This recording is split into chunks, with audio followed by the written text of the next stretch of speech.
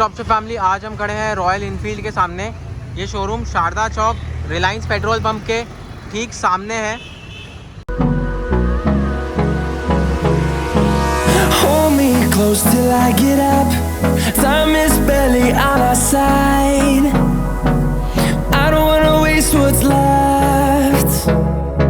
The storms we chase are leading us, and love is all we'll ever trust. Yeah, no, I don't wanna waste what's left. And on we'll go, through the wastelands, through the highways, till my shadow turns to sun rays. And on we'll go, through the wastelands, through the highways, and on we'll go.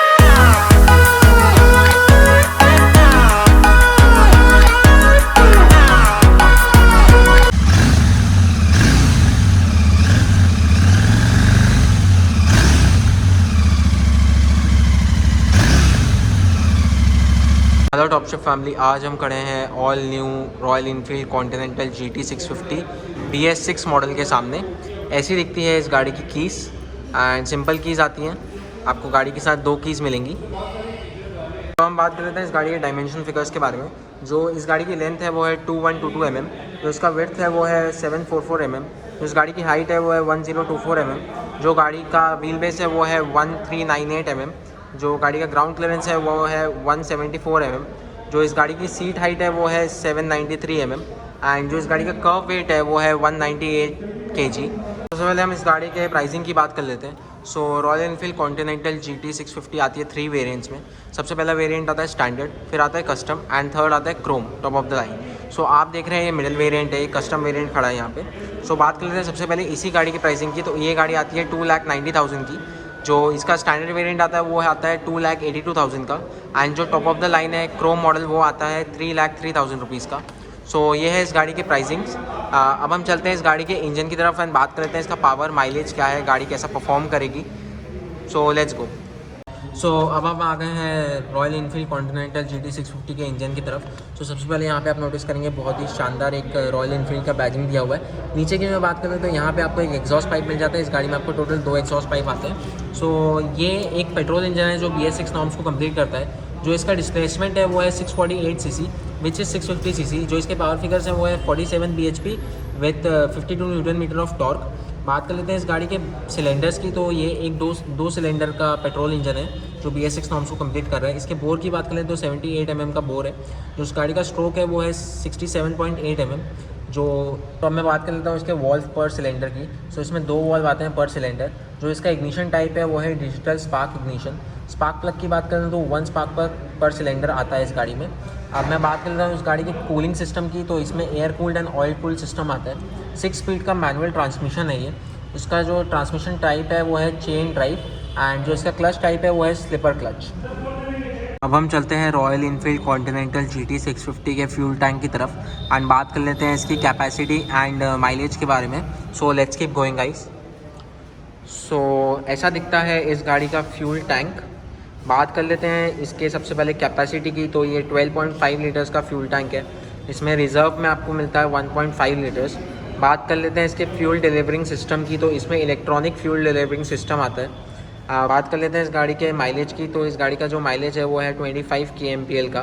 तो अब हम चलते हैं इस गाड़ी के tyres की तरफ एंड बात कर लेते हैं इस गाड़ी के टायर, सस्पेंशंस एंड ब्रेक के बारे में। So let's keep going.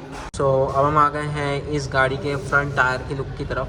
सबसे पहले हम बात कर लेते हैं इसके front tyre and suspension system के बारे में।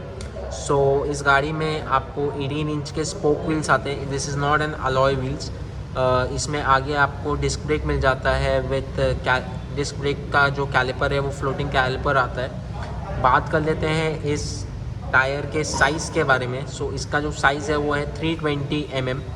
बात कर लेते हैं टायर स्पेसिफिकेशन के बारे में। So it is an 100/90 18 inch M/C56H tyre.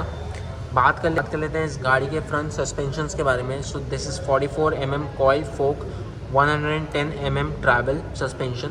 सो ये है इसका front tyre and front suspension का ओवरव्यू। अब हम चलते हैं back tyre and back suspension की तरफ। तो अब हम आ गए हैं इस गाड़ी के back tyre and back suspension की तरफ। सो बात कर लेते हैं टायर की। सो ये भी एक 18 इंच का स्पोक व्हील है जिसमें आपको डिस्क ब्रेक मिल जाता है एंड डिस्क ब्रेक का जो कैलिपर है वो फ्लोटिंग कैलिपर दिया हुआ है। तो हम बात कर लेते हैं इसके टायर साइज़ की, विच इज़ 320 mm, बट जो रियर टायर का स्पेसिफिकेशन है that is little different. That is 130/70 18 MC63H। It is different than the front tyre. बात कर लेते हैं इस गाड़ी के रियर सस्पेंशन की। तो this is twin coil cover shocks 88 mm travel. So ये है इस गाड़ी के tyre specifications and suspension specifications. So the Royal Enfield continental GT 650 के सारे स्पेसिफिकेशन। तो जो जिस चेसिस पे गाड़ी बनी है वो है steel tubular double cradle frame. So अब मैं गाड़ी में बैठ चुका हूँ और बात कर लेता हूँ इस गाड़ी के इंस्ट्रूमेंट क्लस्टर के बारे में। तो यहाँ पे सबसे पहले मैं की डाल देता हूँ गाड़ी में। सो ये देख सकते हैं गाड़ी ऑन हो गई है। सो ये है इसका ड्राइवर्स इंफॉर्मेशन डिस्प्ले। सो यहाँ पे आपको फ्यूल इंडिकेटर मिल जाएगा जो डिजिटल में दिया हुआ है। यहाँ पे आपको ओडोमीटर मिल जाएगा। यहाँ पे आपका ट्रिप A है एंड ट्रिप B है। सो ये है इस गाड़ी का पूरा इंस्ट्रूमेंट क्लस्टर का लुक। सो यहाँ पे आपको स्पीडोमीटर मिल जाएगा, यहाँ पे आपको RPM मीटर मिल जाएगा एंड यहाँ पे आपको सारे वार्निंग लाइट्स मिल जाएंगी। सो अब हम बात कर लेते हैं यहाँ की कुछ। सो यहाँ पे आपको फ्रंट ब्रेक मिल जाएगा गाड़ी का। यहाँ पे एक क्विल स्विच दिया हुआ है। सो ये गाड़ी BS6 नॉर्म के साथ आती है तो यहाँ पे आपको हेडलाइट लेवलिंग का स्विच नहीं मिलेगा। यहाँ पे आपको सेल्फ मिल जाएगा गाड़ी में। इधर की मैं बात करूँ तो यहाँ पे आपको पास बाय लाइट मिल जाएगी। यहाँ पे आपका अपर डिपर के कंट्रोल्स दिए हुए हैं। यहाँ पे आपके इंडिकेटर कंट्रोल्स हैं एंड यहाँ नीचे आपको हॉर्न के प्लेसमेंट मिल जाएंगे। यहाँ पे आपको गाड़ी का क्लच दिया हुआ है। बात कर लेते हैं यहाँ की। तो यहाँ पे आपको गाड़ी का रेयर ब्रेक दिया हुआ है एंड हम इधर की बात कर लें तो यहाँ पे आपको 6 स्पीड का मैनुअल गियर बॉक्स मिल जाएगा। सो ऐसा है रॉयल एनफील्ड कॉन्टिनेंटल GT 650 की पूरी कहानी एंड मैं आपको एक बार इसका फ्यूल लिड ओपन करके दिखा देता हूँ। सो यहाँ पे आप देखेंगे तो यहाँ पे आपकी की जाएगी एंड यहाँ से ये ओपन हो जाएगा, देख सकते हैं। ये है इसका। सो ये है रॉयल एनफील्ड कॉन्टिनेंटल GT 650 की पूरी कहानी।